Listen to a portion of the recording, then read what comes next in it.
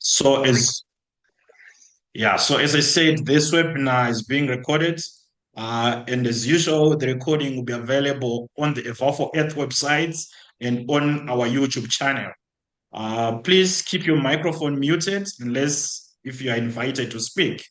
There will be a Q&A session after the presentations.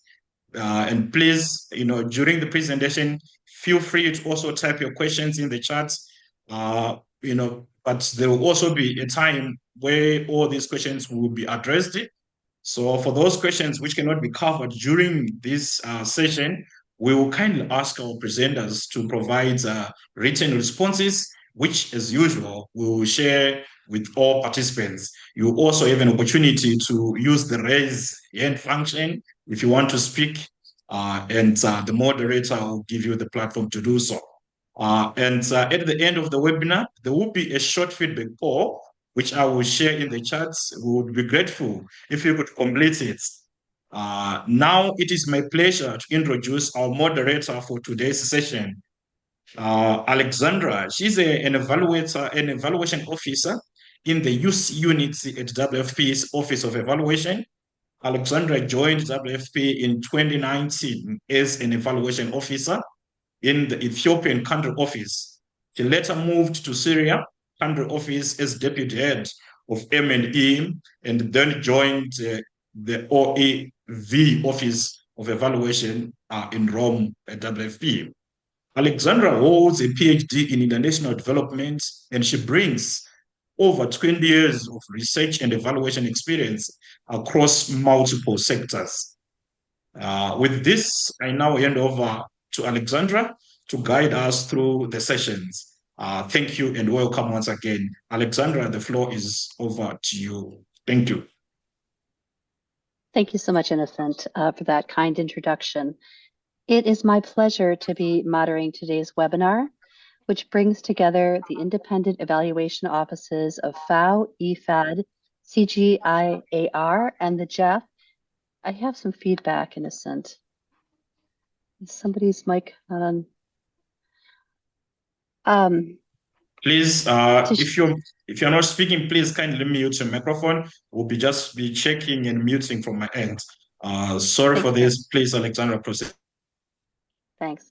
To share their perspectives on how independent evaluations and management responses to recommendations can strengthen accountability and support learning in international research and development. Using practice examples on how recommendations are followed up, our panelists will highlight approaches that encourage the effective use of evaluations, especially their recommendations, guiding evidence-based decisions. And now, to introduce today's panelists in the order that they'll be speaking in, I'd like to begin by introducing Valentina DeMarco. She is an evaluation officer at FAO, joining the OED in 2021 and bringing over 20 years of experience in private industry before transitioning to nonprofit organizations. Valentina works on evaluation syntheses, both as individual products and in support of large thematic evaluations. In addition, she works as the coordinator of a knowledge management team to support the increasing need to maximize the use of knowledge generated by evaluations. Next, I'd like to introduce Stephen Jonckheere. Stephen is Senior Evaluation Officer at the IFAD Independent Office of Evaluation. He is a social inclusion and rural development expert with more than 15 years of experience. Before he joined the Independent Office of Evaluation, Stephen has worked across many divisions in IFAD, most recently as IFAD's Senior Technical Specialist on Gender and Social Inclusion in the Environment, Climate, Gender, and Social Inclusion Division. Moving on, Ibtissem Jouini is a Senior Evaluation Manager at the IAES evaluation function at CGIAR. Before joining CGIAR, Ibtissem served as a regional evaluation specialist at FAO, where she managed decentralized evaluations and designed capacity development activities. Her professional journey also includes substantial contributions to international development organizations and foundations. And finally, Neeraj Kumar Negi is a Senior Evaluation Officer at the Global Environmental Facility, the JEF Independent Evaluation Office, where he has worked since 2005. He is skilled in research methods, program and policy evaluations, and economic analysis. A natural resource economist by training, Neeraj has operational experience working on natural resource management and rural livelihood issues. Now, before I turn it over to our panelists, I want to share the run of show.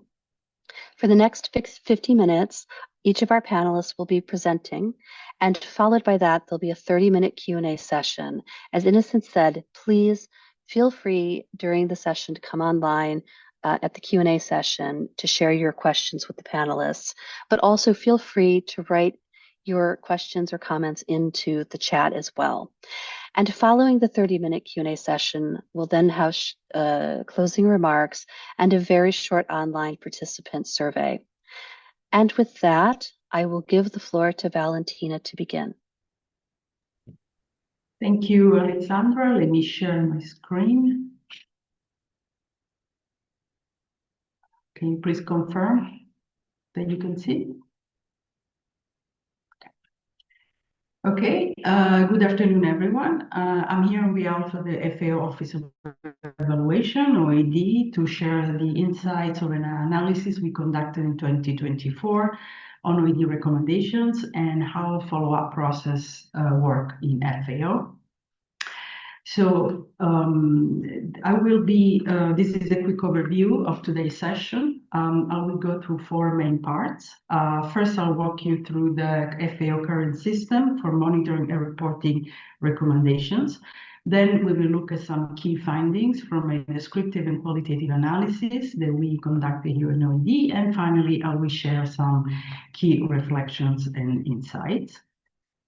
So FAO aligns with practices across UN agencies by ensuring that every evaluation is followed by a management response and a follow-up report. OED, so the Office of Evaluation, actually initiates this process to make sure that all reports are completed and published on our website. So currently there is not an automated process to collect this information. The only exception is for evaluations presented to governing bodies, where the whole process is managed entirely by FAO Secretary. So we don't have actually systematic approach to track use of evidence. The follow-up reports are completed with the management self-assessed scoring system, which I will explain a little more later. And it's the only way we have to track implementations of recommendations.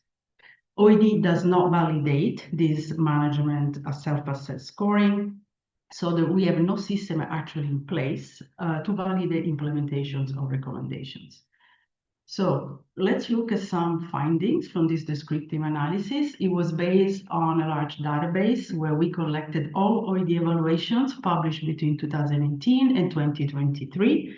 All reports were coded by 8 different dimensions, such as types, region coverage, SDGs, and alignment with the FAO strategic framework. And we look at 3 different samples. The first one, the largest, had about 1,600 recommendations with 215 reports. 178 reports had management response, so more than 300 recommendations, and the subset of 84 had both management response and follow-up reports, so for a total of 600 recommendations. So the largest sample of the analysis contained 1,600 recommendations. They were distributed by based on the different type of evaluations, reflecting also OED portfolio, which is 76% of project evaluations. The average number of recommendations in each report was 8. So another finding, looking at management responses, that 78% of recommendations are accepted. The highest percentage is for thematic evaluations, the lowest for program evaluations. 20% are partially accepted, 2% are rejected. We also analyzed the coverage by SDGs, and 60% of our recommendations are covered by IFAD SDGs, reflecting also FAO focus on learning.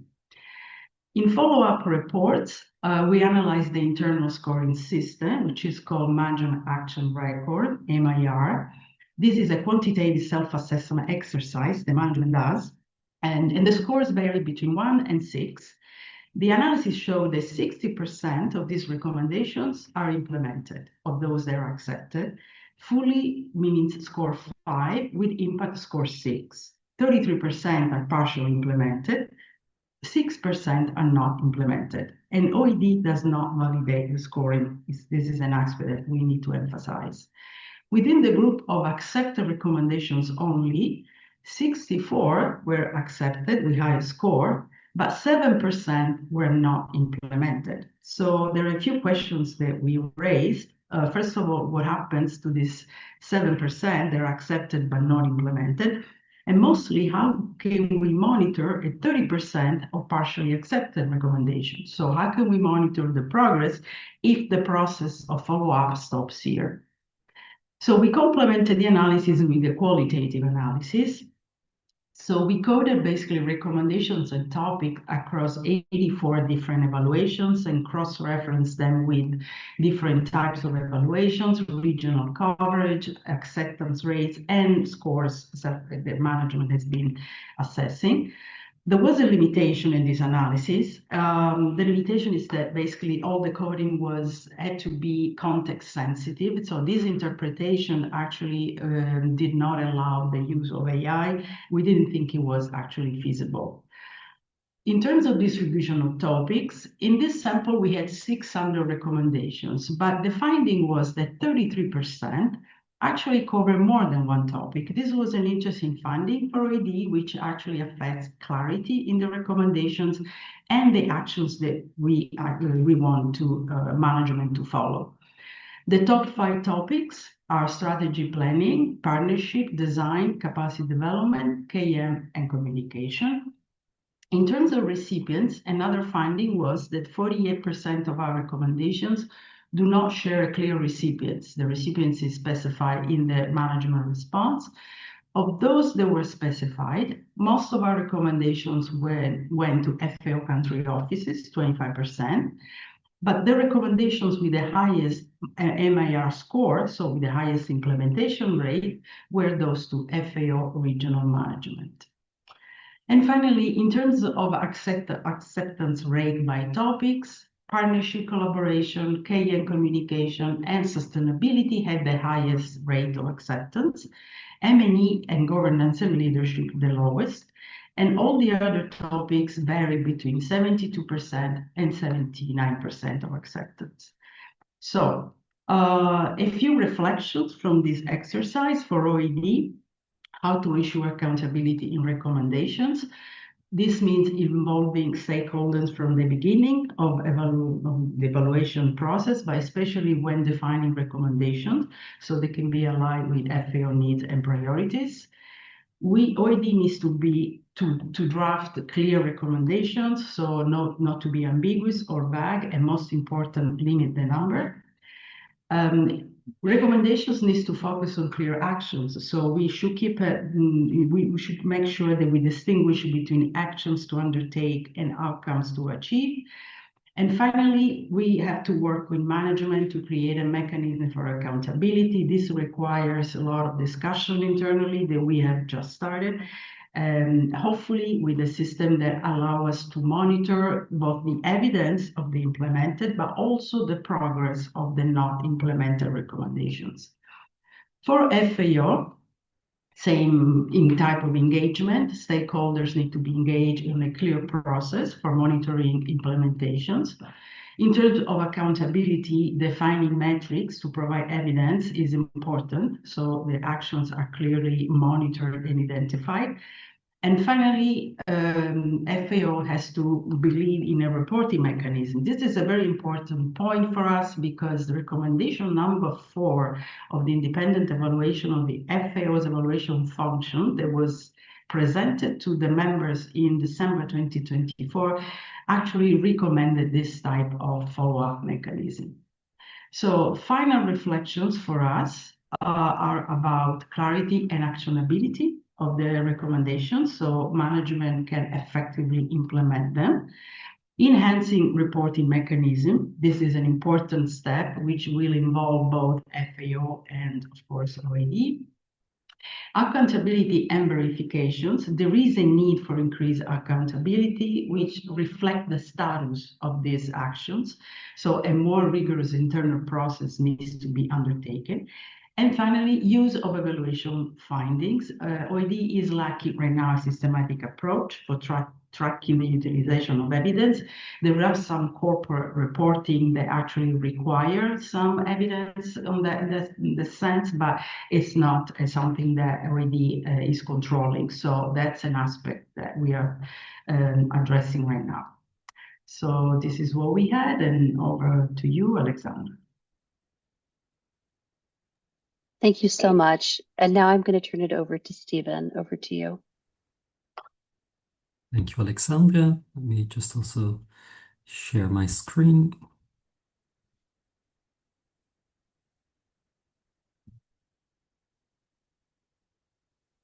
Hope you can see my screen. Okay.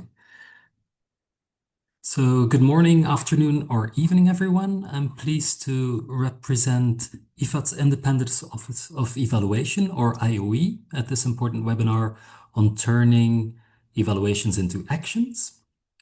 As many of you know, IFAD is both a UN specialized agency and an international financial institution with a mandate to transform rural livelihoods. And for us, evaluation is not just about accountability, it's about ensuring that lessons are learned and used to improve development effectiveness. And today I'll share IFAD's experience with PRISMA, or the President's Report on the Implementation Status of Evaluation Recommendations and Management Actions, which is quite a mouthful, but in short it's called PRISMA. And this is our system for making sure evaluations actually lead to change. Now, what is PRISMA? So, PRISMA is an annual report presented by IFAD's president to our governing bodies. It tracks how IFAD has followed up on recommendations from evaluations, whether at project, country, or corporate level. And it serves two purposes. So first, accountability to IFAD member states and the board.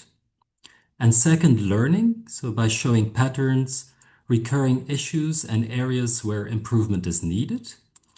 And every year, IFAD's Evaluation Committee and Executive Board review PRISMA as part of their oversight role.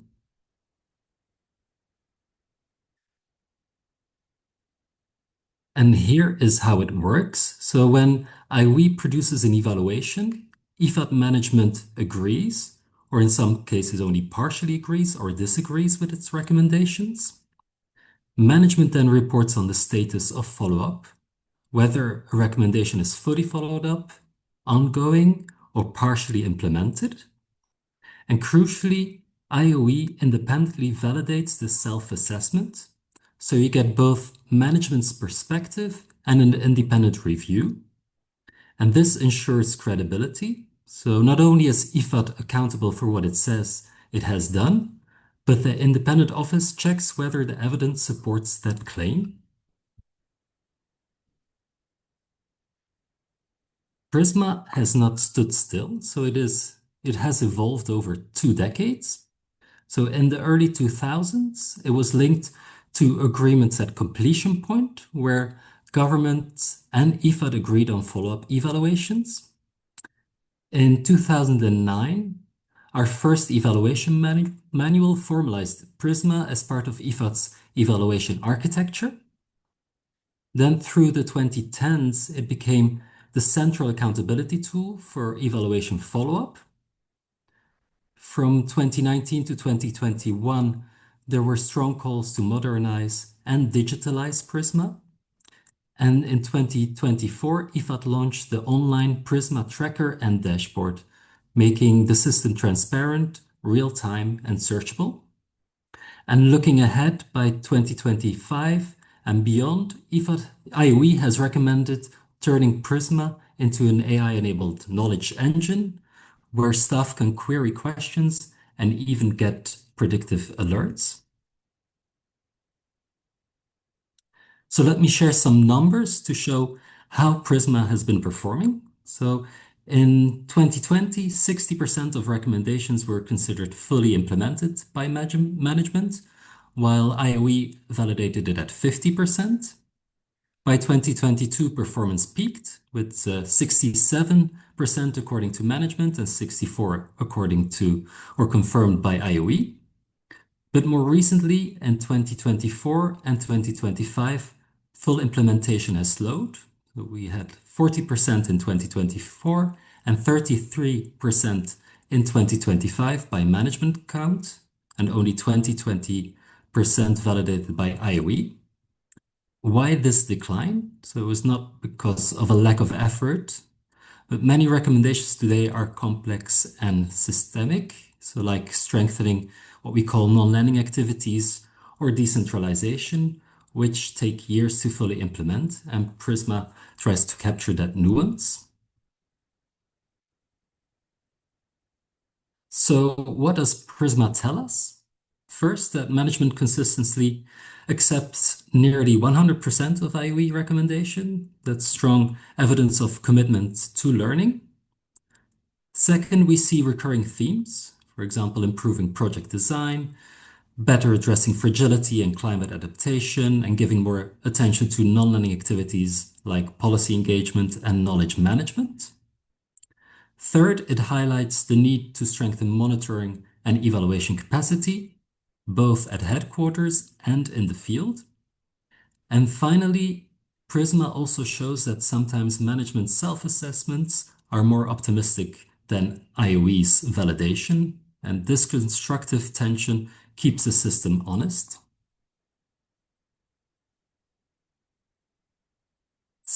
As I mentioned before, since 2024, Prisma has had a major update with the online tracker and dashboard.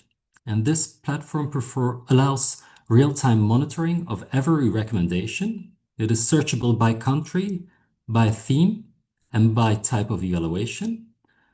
For our member states, it brings transparency. And for IFAD staff, it provides a tool to quickly access lessons and check the status of follow-up. It has turned Prisma from a static report into a living, dynamic system aligned with international good practice. Looking to the future, there are exciting prospects.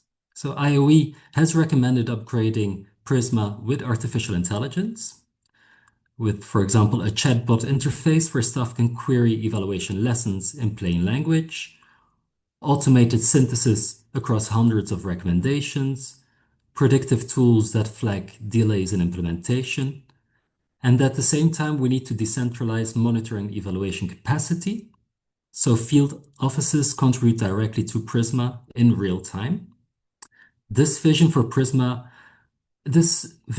Prisma to be not only an accountability tool, but a true knowledge hub for adaptive management. What lessons can other agencies take from Prisma? So first, institutionalized follow-up. Evaluation without systematic tracking loses credibility. Second, balance accountability with learning. You need both numbers and narratives. Third, leverage digital tools, so dashboards, searchable databases, and AI increase use. Fourth, ensure government ownership, so joint agreements at completion are powerful. And finally, stay adaptive. Prisma has survived and thrived because it kept evolving in response to critique and new needs.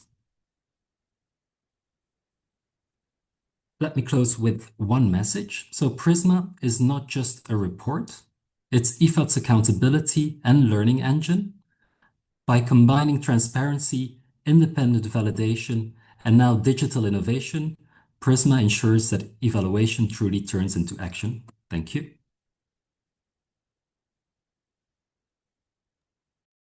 Thank you so much for that presentation.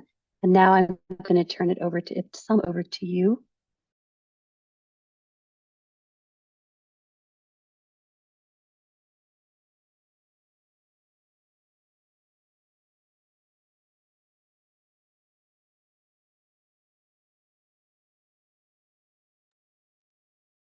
To say you're on mute. Yes, thank you. I finally unmuted myself. Thank you very much. Do you see my screen? Can you please confirm?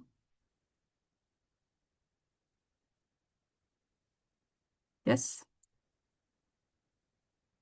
Can someone confirm, please? Yes, we see it. Yes, okay, thank you. Okay, so thank you very much. Thank you for being here, colleagues. My name is Ibtissem Jouini, and I work for evaluation function at CGIAR. Today, I will present key highlights from different products that we released recently. But first, let me introduce CGIAR. I'm sure many of you here are familiar with CGIAR, but for those who are not familiar, CGIAR is not UN. It's not a UN agency. CGIAR is a global research partnership for a food secure future dedicated to transforming food, land, and water systems. CGIAR is formed by great and very important research centers, and you may recognize logos here for centers like ICARDA, ILRI, IFPRI, SIP, WordFish, etc. So our evaluation function is part of this system, part of the advisory bodies for CGIAR. So we started the work on working on improving our evaluations use through uptake of recommendations and also by reviewing the CGIAR management response system. For this exercise, we followed several methods. And before starting this review, we started by doing a benchmarking study. So through this benchmarking, we mapped existing management response structure processes, and also we collected other reviews of management response systems to check how they evaluated their systems and also to learn how to evaluate this part of the work. The report is online. You can access it, and I will be talking about key highlights today. We did a document review and analysis of the status of implementation of recommendations. Around 50 interviews, mostly online, with key stakeholders, asking about what happened with the recommendations, etc. We did a case study. So for this, we thought it's interesting to select a topic. In this case, we selected digital and data, and we checked, we gathered all recommendations talking about digital and data, and the subject matter experts, who is part of the external team who did the evaluation, checked the extent to which these recommendations were implemented. The same expert did also a review of the tracker, management response action trackers of CGIAR, and also he gave an analysis on how the tracker and this tool is integrated in the knowledge management system. In parallel of all this review, we conducted another study, which is the aim was to map evaluation management practices in international research and development organizations. So in that study, we sent an online survey. I'm sure many of you here received that survey and responded. And part of that survey was asking about tracking recommendations. So I will be also giving an overview of what we found. By the end of the exercise, we did a hybrid workshop to refine recommendations, and it was really a good experience and very interesting to discuss before releasing the report recommendations, but also a group of key measures that the review team identified for each recommendation that could be transformed into action plans that the management, for example, can pick from these measures and adopt these measures as action plans. So the report is online. Also, if you scan the QR code, you can find it. You can have access to the entire report. So here, how the tracker, the Evaluation and Management Response Actions Tracker looks like. It's online, it's accessible, it's public, and it's managed by our colleagues from the Portfolio Performance Unit. And this capture is from yesterday, so you can see the number of recommendations, how you can filter, and by evaluation, by statute, by category, and even by MOPAN also indicators. Also, our colleagues from the same office, they released the process note in developing, tracking, and reporting on management response evaluations. So the tracker as well as the note are now being updated based on our review and also based on their internal assessments. So regarding the benchmarking review, of course, there are many findings that you can check in the report, but here I will highlight only a few challenges that many organizations are facing. The most repeated one are insufficient resources for management response implementation, fragmented tracking systems, low engagement from staff and management, weak integration of management responses into strategy and learning cycles, and variable quality and clarity of recommendations and action plans. I'm sure many of you recognize these challenges in your own organizations. The effective practices that we collect, and there are more than that I'm presenting today. So the use of structured action plans to operationalize recommendations was identified as a good practice for use of evaluations and their recommendations.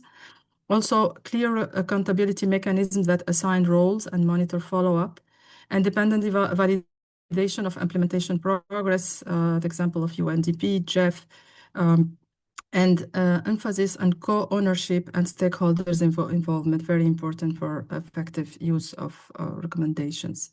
So this is for the benchmarking review. For the review itself, so I'm just selecting three key findings. The challenges that for CGIAR and also for other organizations based on the benchmarking, the leadership changes and restructuring complicated the implementation of recommendations. So responsibilities were not clear. If you have changes, drastic changes in the portfolio and people responsible, then it's lost. Who should be implementing the action plans? On the other side, the management response template was deemed good in terms of specificity, and also it gave a good structure for management to organize the management responses, action plans, etc.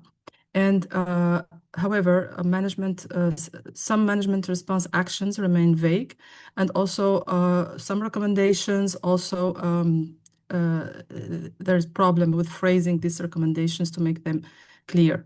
The high volume of recommendations was also a challenge that it was perceived as not meeting the system capacity to implement all these recommendations coming from independent evaluations, especially with uncertainty about future operational context.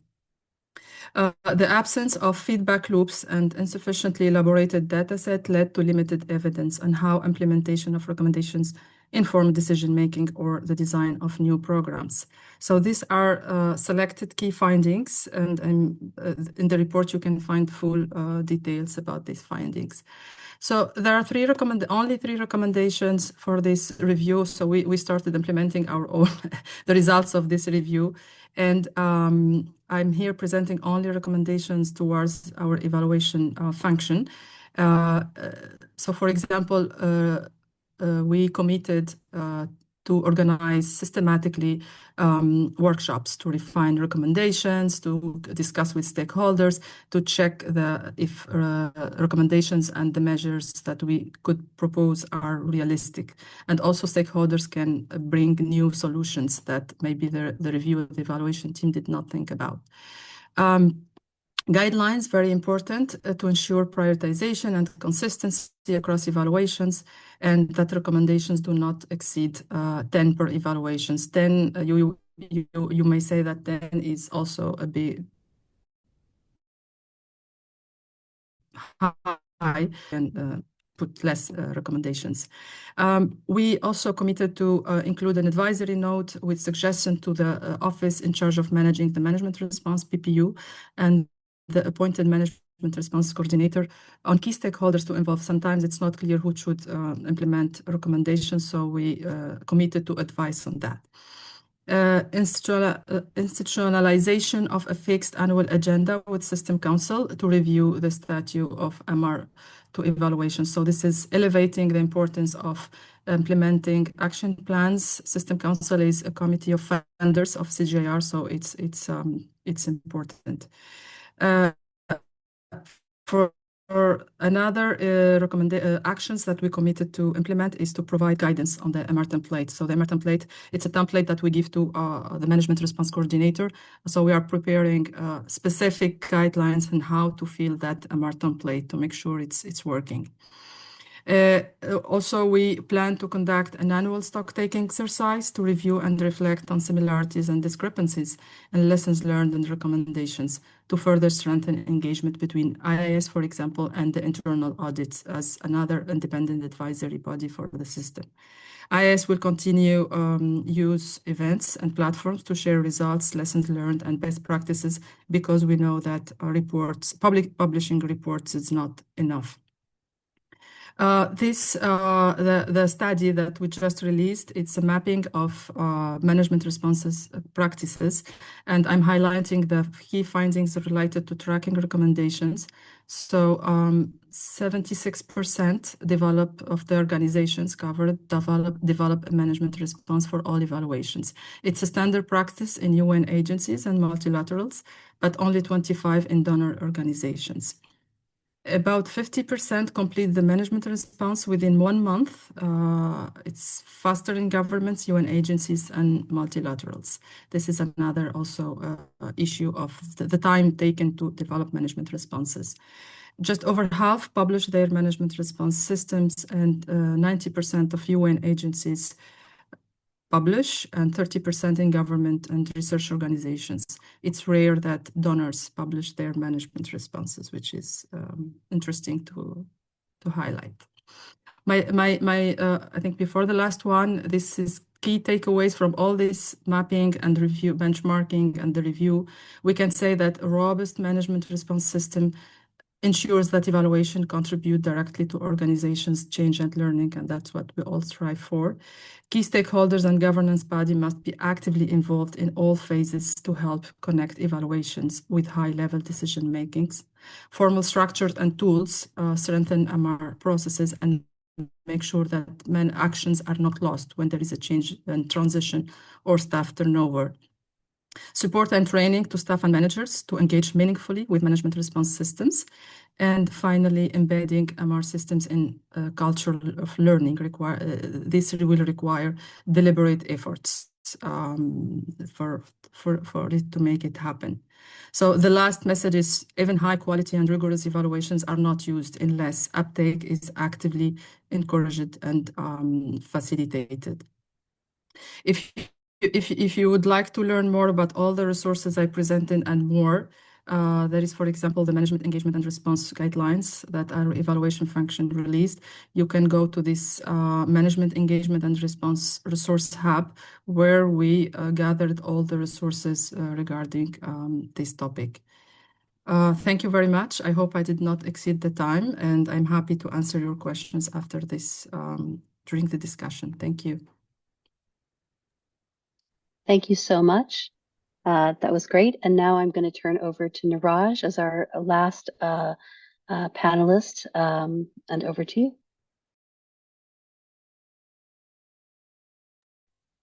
Thank you, Alexandra, for the kind introduction, and to the Eval for Earth for providing me this opportunity to speak. I am Neeraj Negi, a senior evaluator at the Independent Evaluation Office of the Global Environment Facility, the GEF.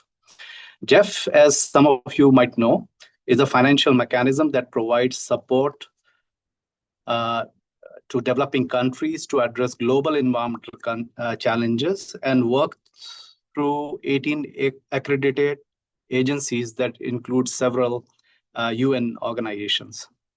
I'll talk about GEF Management Action Record, or MAR. MAR is our main tool for accountability. It helps the GEF Independent Evaluation Office, or the IEO, track and report on how GEF management responds to the recommendations from the IEO. It shows management's progress in carrying out action plans to address these recommendations. The Management Action Record was set up in 2005. Every year, we review and update it. So far, it has covered 82 evaluations and 251 recommendations. Out of these, 51 evaluations and 200 recommendations have either graduated or retired from the Management Action Record. In 2021, we made a major shift in our approach. Earlier, we used to assess how management implemented evaluation recommendations. Now we track how well management has implemented its action plan to address each recommendation from the GEF IEO. So there is a nuance here. Instead of tracking the recommendations implementation, what we track is what the management commits itself to when those recommendations are discussed. This shift allows management to be held accountable for implementing the action plan that it has committed to. So if you look at the process, after GEF IEO conducts the evaluation along with its recommendations and management response to that evaluation and recommendations are presented to the GEF Council. And then the management action plan is also part of the discussion, the extent to which it's complete. So it's basically, in most instances, it's part of the package that's discussed. After the evaluation and the action plan are presented, then the annual exercise of its inclusion in MAR and its tracking and progress tracking takes place. And after high achievement of progress or substantial achievement of progress, it may graduate or it may be retired if the progress has not been up to mark for 5 years. So it kind of keeps the records clean.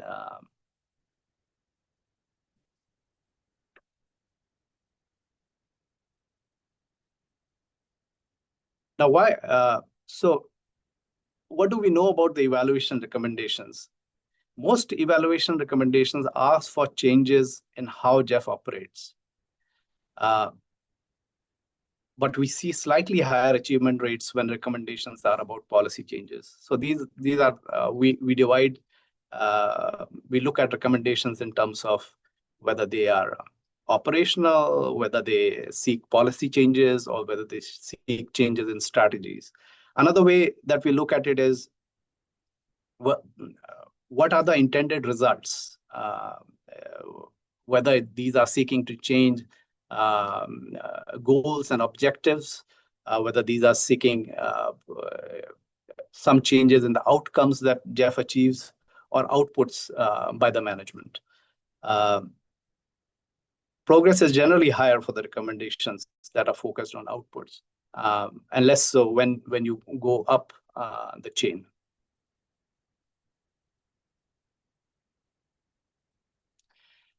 Quality of management response. We have been tracking quality since we made the switch.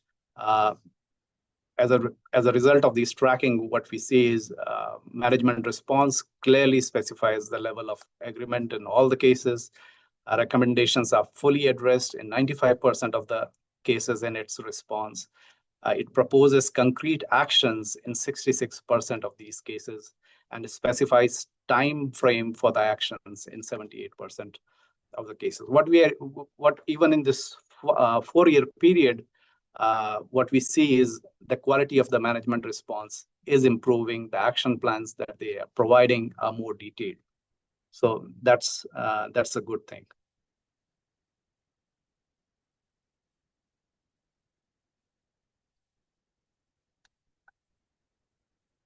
The next thing in the process is the implementation of action plans. We rate implementation of action plans on a 4-point scale: high, substantial, medium, low, or negligible. First, in this process, there is a self-assessment with a rating and commentary by the management. And then there is validation by the JEF-IEO, which also provides a rating and commentary. The JEF-IEO agrees with the management ratings in 6 out of 10 cases. Most disagreements are only by 1 grade.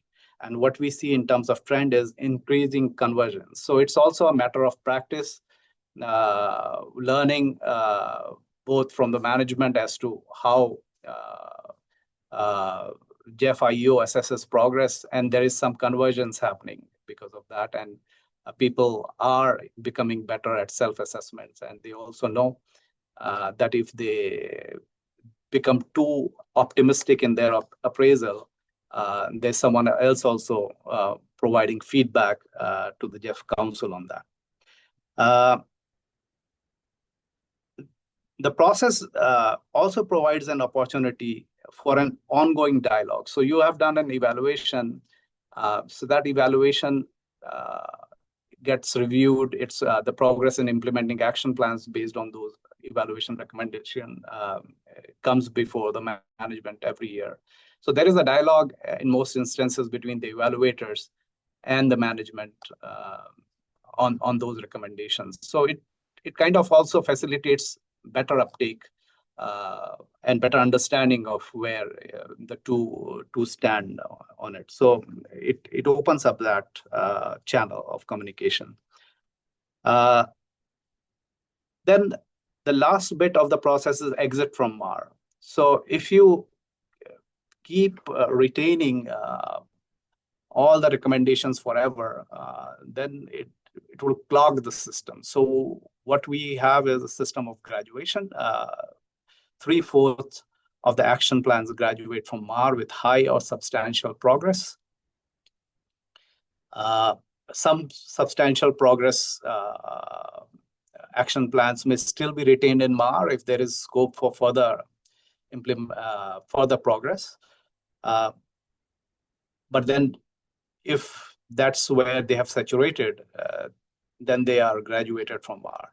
We have another term that we use, which is retired, which is if nothing has moved forward for 5 years and we have already crossed 1 replenishment cycle, we get replenished every 4 years. So 5 years is the minimum or maximum that we track a recommendation for.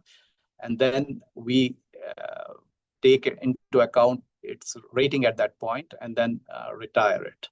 A majority get retired because of subsequent decisions of the council.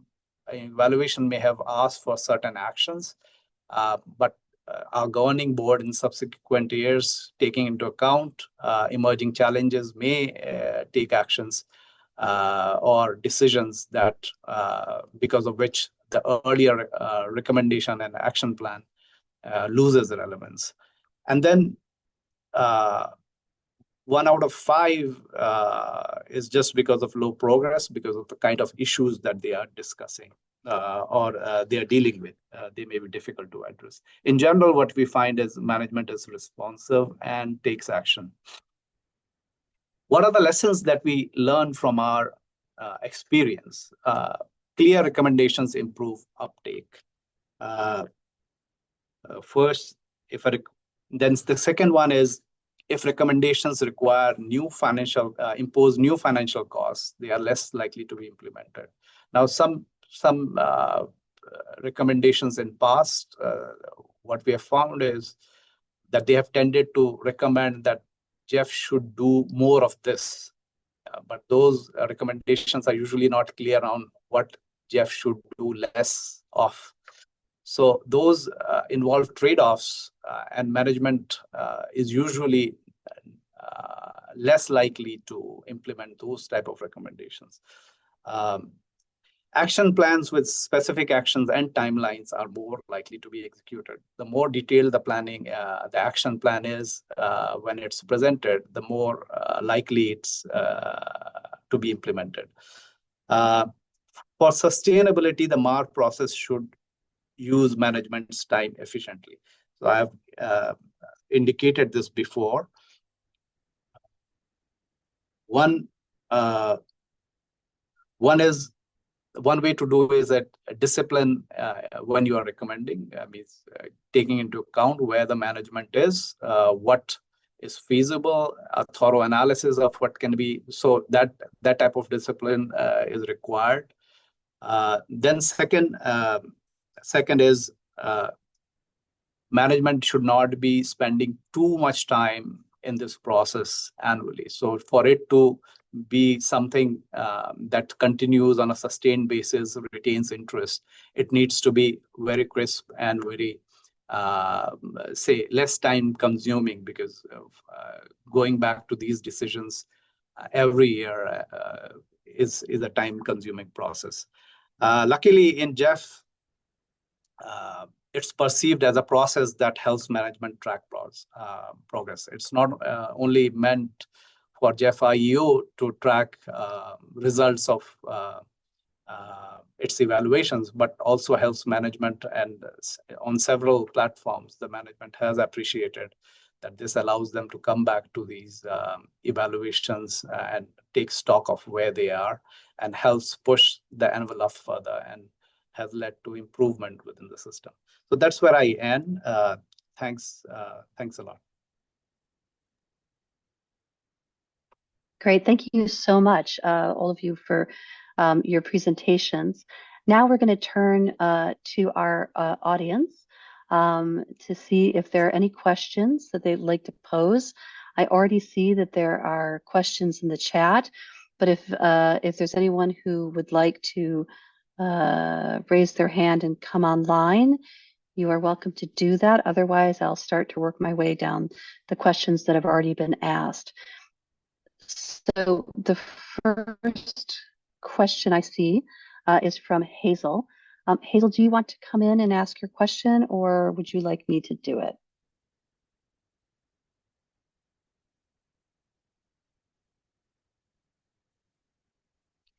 And Innocent, if you're there, I don't know how to give people permission to, can they just turn on their microphones? Yeah, they can either raise their hands, then we unmute them, but I think they can also unmute themselves and speak. Yeso? Okay. Okay, so I see a message from Yeso. She's saying she's in a noise place, so probably. Okay. So let me read her question. So the question is, in the current landscape, where many institutions and programs may be undergoing restructuring, how do you handle tracking the implementation of recommendations? What if some recommendations are no longer apply or have become irrelevant?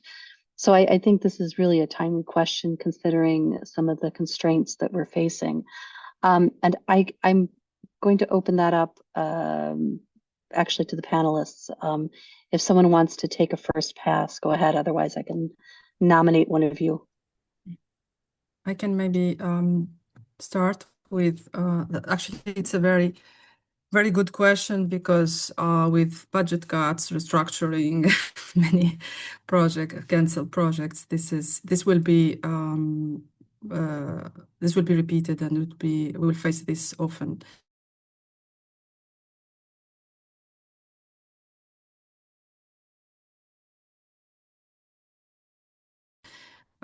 Groups evaluations, the system was revising the portfolio and developing a new portfolio that started this year. So but we had to finish the evaluations and bring recommendations to the system. We to overcome that challenge, we implemented real-time learning evaluation, which means we were like sharing on real-time our findings with the system, so they can use the findings, the learning, and timely before they decide about the new portfolio. But then we released our 3 evaluations, and the portfolio started, and some recommendations are become obsolete, that they don't match with the new design of the portfolio. So the management decided to put on hold the recommendations, and then there was an exercise, a joint exercise, the management, and at some point we had also several meetings to reconsider the recommendations, and they prioritized the recommendations and made sure that the recommendations are aligned with the new design and portfolio.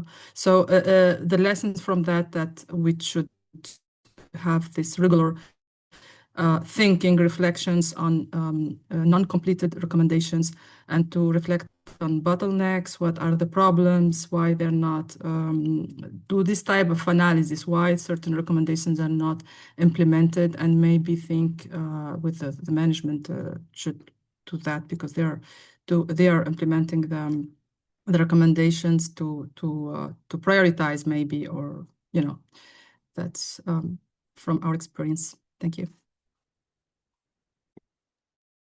Thanks. Would like to come in?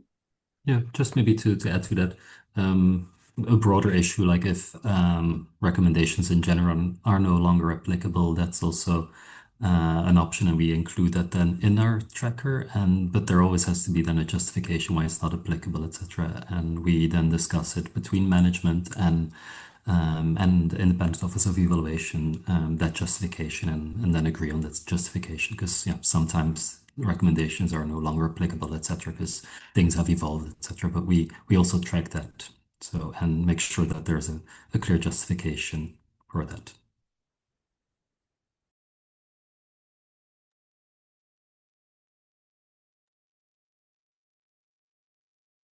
Great. Thank you for that. Are there any other contributions from the panelists on this, or shall I go ahead and move on to the next question? No? Okay. If anyone wants to raise their hand and come in, please feel free. Otherwise, I can say the next question, which is, this is actually to you, Stephen. Marlena, would you like to come in and pose your question, or would you like me to do it?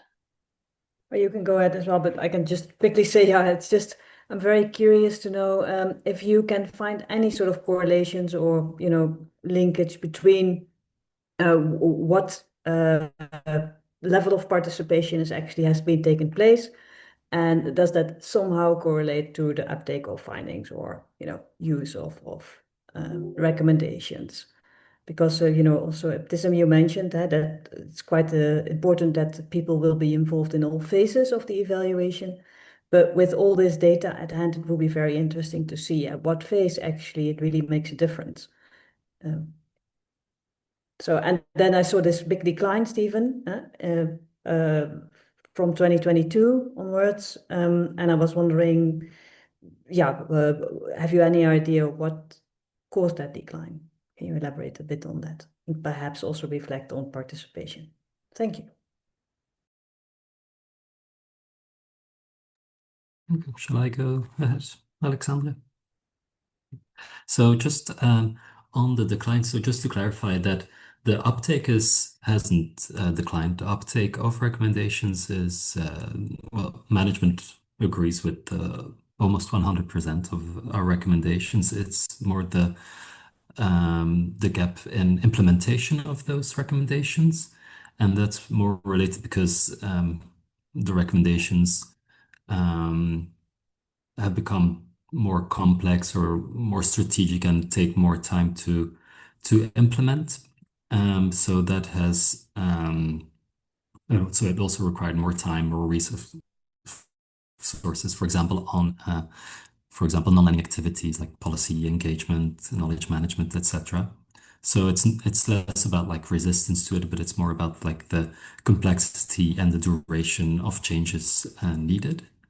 In terms of acceptance, from our experience, it's important to involve the stakeholders, so IFAD management and the governments that we work with throughout the evaluation process. So from the beginning at the design, Then it's also very important that we have these, we call agreement at completion point, which is an agreement signed by IFAD management and the government on how there will be, if they agree with the recommendations, and how they will be implementing it.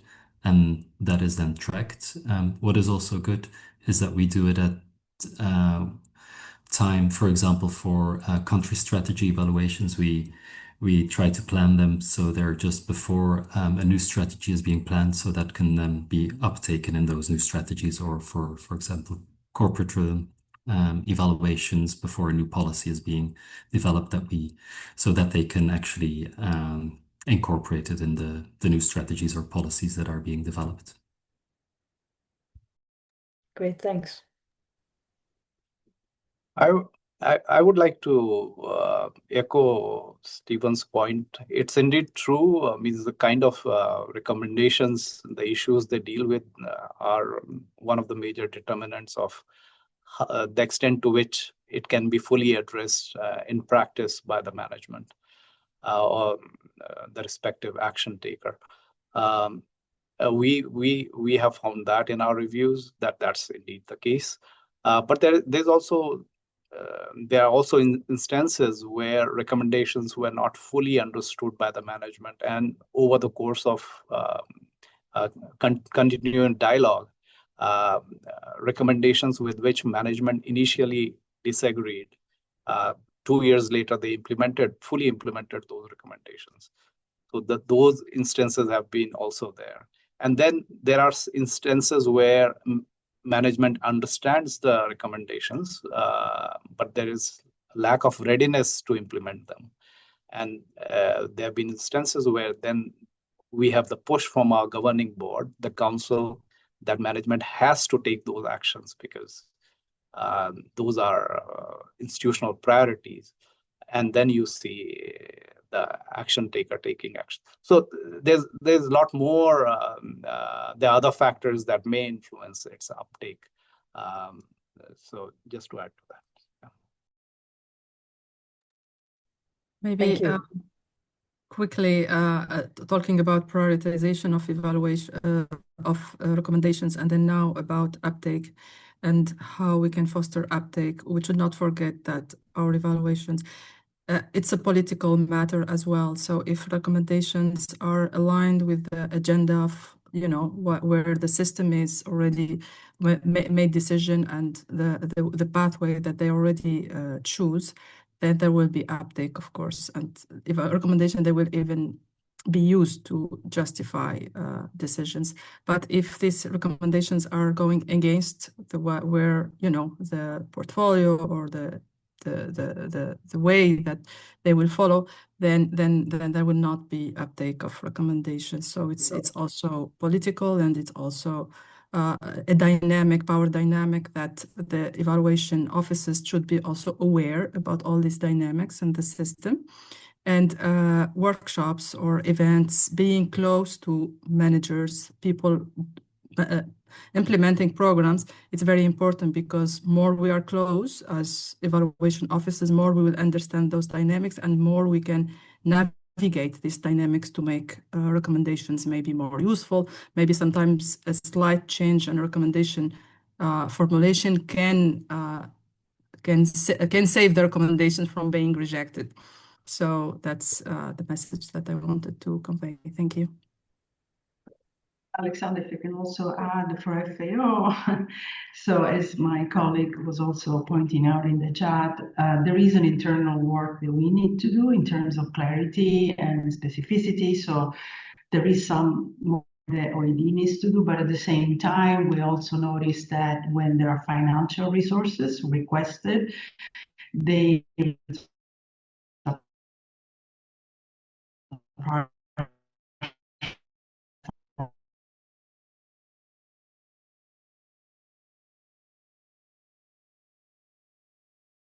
hopefully we can fix both sides, both from the way we and the way of implementation. Thank you.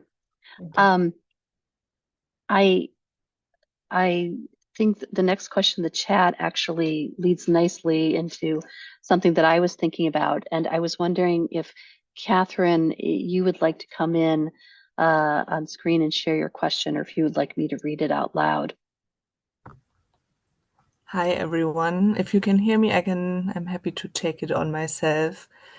Yeah, so I was wondering, because all of you and also where I work, we mostly speak about management response.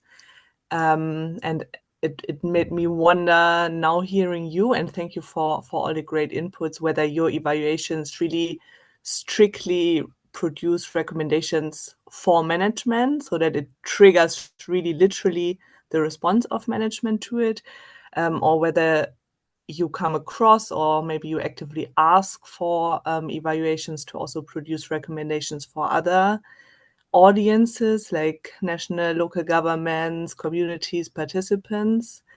And if so, how do you communicate those? How do you give them the chance to react and respond and to implement recommendations? Thank you. Thank you. And I think just to build on that, I think this kind of leads into also some of the joint evaluation work that we're doing and this issue around ownership. So maybe, Valentina, we can kick off with you if you want to take this question. Well, yes, we do have very few, very, very small percentages of recommendation, for example, to governing bodies. Right now, actually, OED is in charge of doing a very large exercise of our recommendations to FAO and to governing bodies. This is part of a big, larger effort for the UN reform. And yes, I think that probably this is the area, and in fact, even joint evaluations sometimes have considerations, if not recommendations, for governing bodies. And I believe this is the most difficult part. So we're trying, and I guess the exercise that we're doing is going to prove how difficult it could be to have those implemented. We haven't finished yet, but I get your point. So we don't have real successful examples, but we are monitoring and tracking them right now. So hopefully we will be able to give some interesting findings on this. Maybe if I can come in just because our recommendations, especially country and project level, there we have recommendations for management, but also for the government, for them to implement in their future strategies or projects, etc., which is then followed up through, as I mentioned, what we call the agreement at completion point.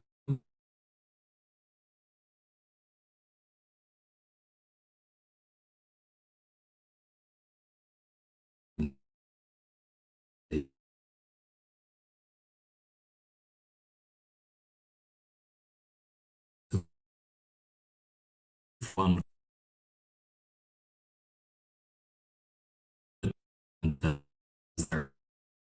evaluation, but most of our recommendations are for management and the government, and as they're the main implementers of our interventions. At Jeff, our are mostly almost all instances tailored towards the Jeff management. In rare instances, these are also directly targeted towards agents.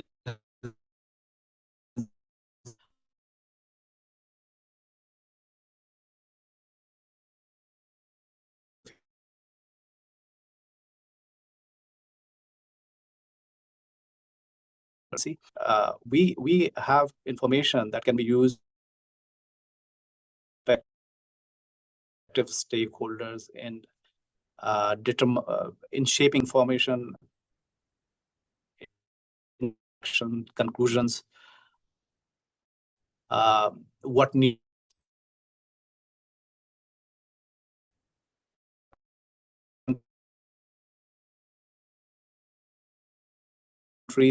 So that's the nature of it. That's how we approach it. The information is there for several actors to take actions that may improve. And involvement of several actors is several stakeholders is also there in evaluation, different stages of evaluation, through reference groups, through presentations, through early sharing of findings. But when it comes to recommendations and especially the management action record process, it's limited to the JEF management. And if I can add the CGIAR experience, so CGIAR has this unique structure, which is it's a partnership of legally independent centers, research centers.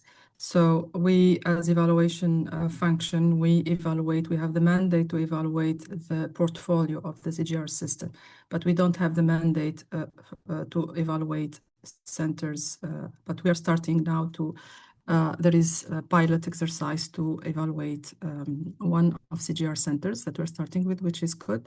But for former evaluations, our recommendations, they are addressed to management or the programs, the leadership team that managing that program. But we tend not to address recommendations to research centers. And this is a problem because the work is done at the country level and the field. So many recommendations should go there. But for now, we don't have the mandate. Even we work a lot, CGIAR works a lot with NARS. And sometimes NARS also can be subject of recommendations. But for now, it's challenging to do that. Thank you. Thank you very much for your responses, and thank you for the question.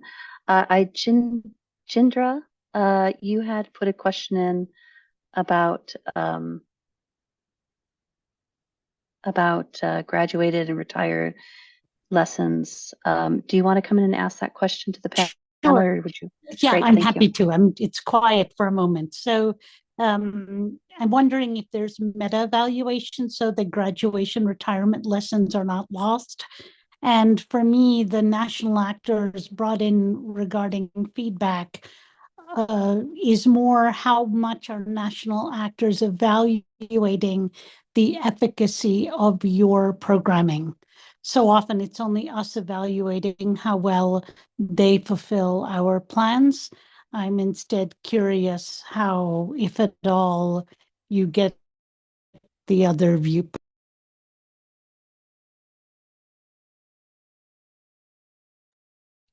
So I don't know, Neeraj, do you want to kick off with this one, or? Yeah, I can speak to how we do it. It means we have conducted some evaluations, reviews of process, synthesis of the lessons that can be drawn from the MAR experience, but these happen once in a while. Annually, what we do is we do discuss lessons that are emerging from that year's MAR. So that's something that we present to our council in terms of a summary document annually. So we do annual stock taking. A summary of it is presented to the council in addition to the detailed management action records. And we also do a meta evaluation, but that happens once in a while. And there are specific reasons points when we do it. For example, we did one of it when we shifted to our new approach of tracking action plans instead of say recommendations per se. So lessons means all the material is available, so it can be say synthesized. Again, you can mine it as much as you want, so that information is not lost.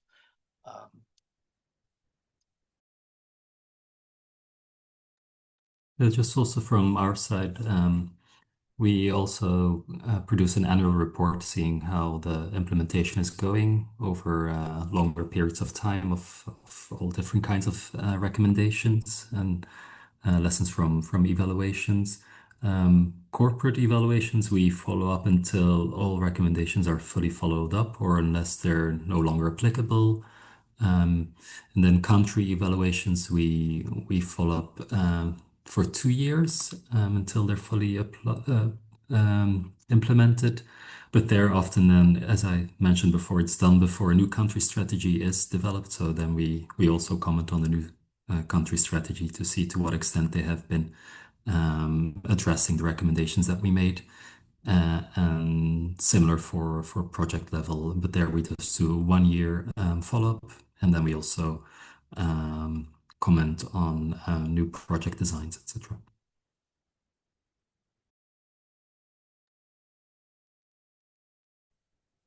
So seeing that we're starting to run short on time, I think we're going to have time for about 2-3 more questions. And I would ask if Dick, you had put a lengthy question comment in the chat. Would you like to come on and ask the panelists your question? Okay. Can you hear me? Okay. Yes, that is a rather provocative question. The problem is there are 2 cases there. One is operational feasibility, which is basically an oversight.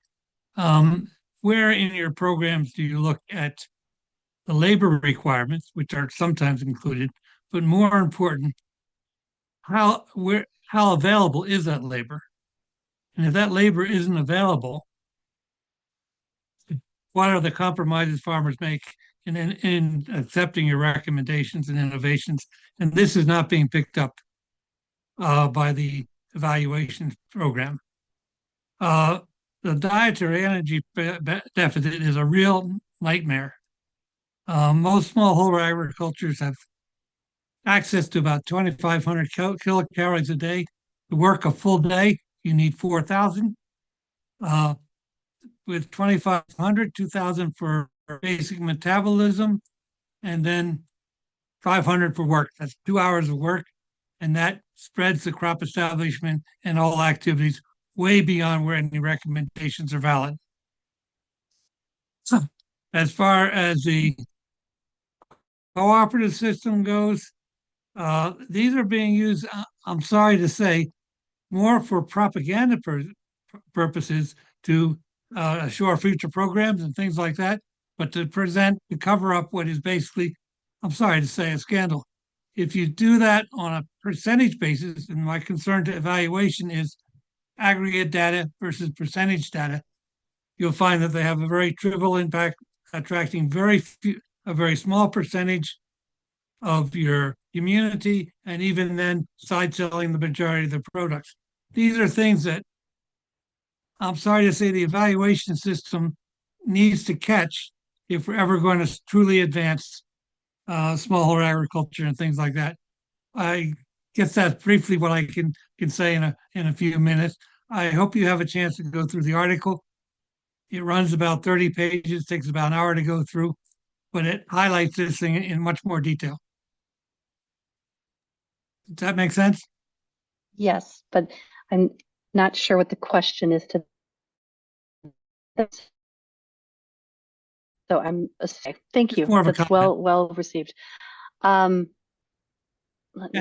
look at how to adjust future evaluations. Great, thank you very much. Does anyone want to respond to that? Or should we just keep that as a comment for reflections in our practice?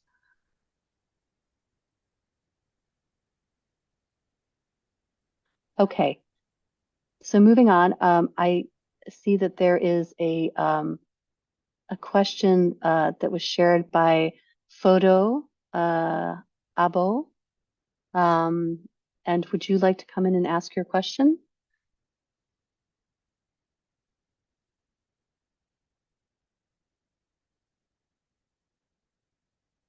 Or I'm happy to.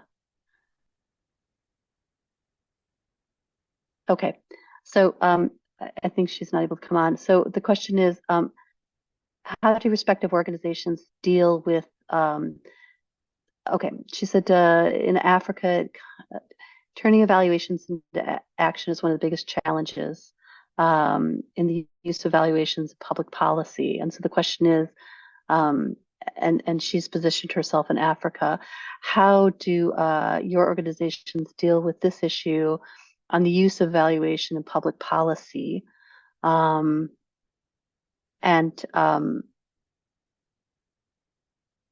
Maybe you could speak a little bit, and you have spoken somewhat, to the extent in which stakeholders and the community are involved in planning and implementing recommendations.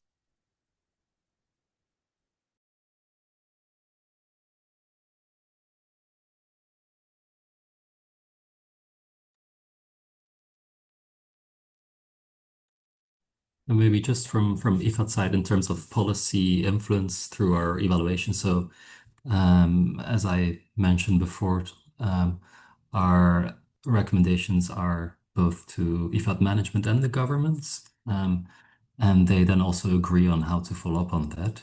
And that is then integrated in the new strategies that they develop at country level, project level, etc. So in that way, our evaluations can also influence national policy implementation and design, etc. And in terms of also including the insights of, for example, smallholders, etc. So that's what we also do in our work, and especially through the field work that we do during our evaluations. So to gather also their insights and their recommendations in terms of how interventions have gone and how can they improve, etc. And that is then reflected into our evaluation reports.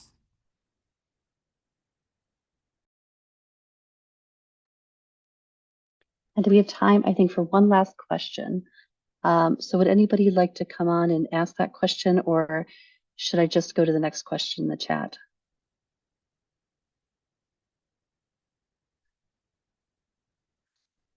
Okay. So the question is from Mamuani. I hope I'm pronouncing that correctly. Could we consider fully integrating evaluation recommendations into project work plans, then monitoring their implementation by specifying key milestones? This is probably the best way to ensure recommendations are adapted. Does anyone want to field that question? Maybe I can turn to you, Ibtissem or Valentina. Sure, I can quickly start. Sorry, would you like to go, Valentina? No, I just have a very quick comment on this, that in FAO, the only guidelines to integrate recommendations since when country programs evaluations, country program framework are drafted. And every year, every country writes a country annual report. We have 146 reports, and there is a section where they actually need to report on the use of recommendations and how they've been, if there's been any changes in their policies and programming. But again, this is a very high-level type of reporting, so that is where OED needs to, intervene now with a more effective structure. Thank you.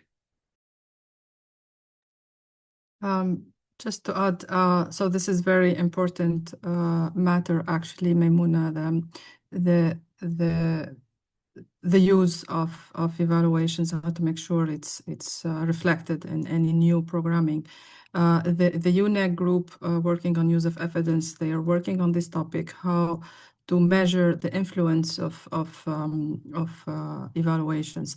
And there are several indicators that can be used, but there is no, for now, there's no standards on how to measure the influence, but they're working on it. One of them is to check the citation of evaluation when there is a proposal, new program. Do they cite past evaluations and what they recommended on the specific topic they're doing? So this should be it could be a way to measure influence and use of recommendations, but unfortunately it's not practiced. It's not, at least in CGIAR, it's not. We are trying to do it in a qualitative way, maybe using AI at some point for text mining and seeing if our evaluation they are mentioned in proposals, but it's not systematic. Thank you. If I could add on this, in Jeff's case, it's pretty much designed that way that when we present an evaluation, along with it, management comes up with its response and action plan. So these are discussed at the same time. So the discussion around what needs to be done, how it needs to be done, could be pretty engaging in those situations. Another thing that helps Jeff is a organization that gets money through replenishment. So every 4 years, you have evaluations that come up front. So this is what the evaluations say. So what do you propose for next 4 years? And based on that, Jeff gets money. So when it comes to money, so lot of things start falling in place.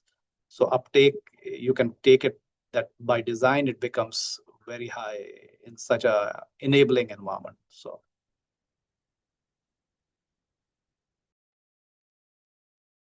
Stephen, do you want to add any last thoughts before I close up? Or... No, I'm fine. Thanks. Okay, great.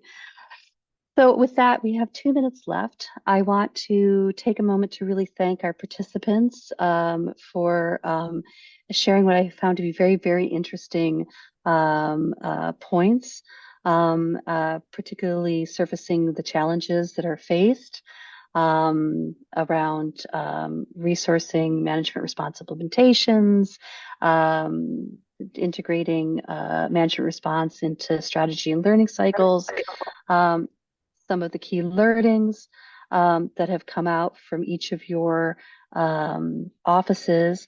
I'm particularly excited to see how AI embedded management response tracking is going to evolve, and I look forward to learning more about that as you move forward at IFAD.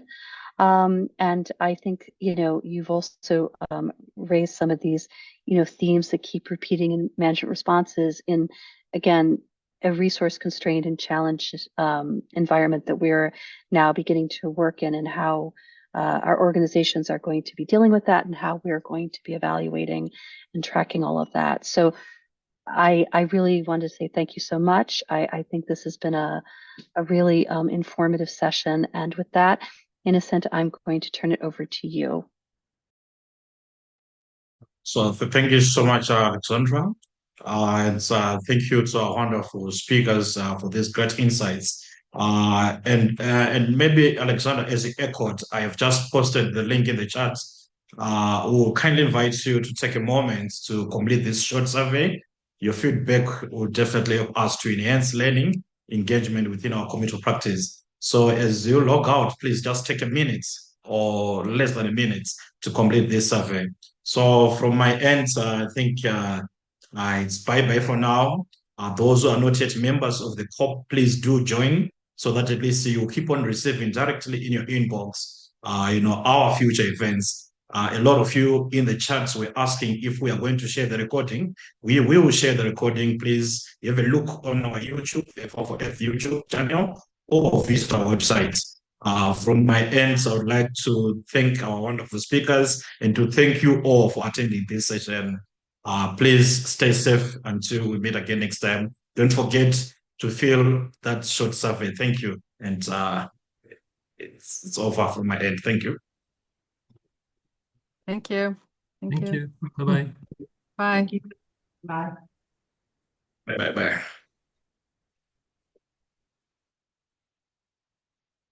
So please just take a second to complete that survey. It will help us to know what kind of topics, what kind of discussions can we also maybe organize in the near future, and also to know, your reactions to this kind of sessions. So please do take a second or a minute. I thank you. And it's bye-bye for now.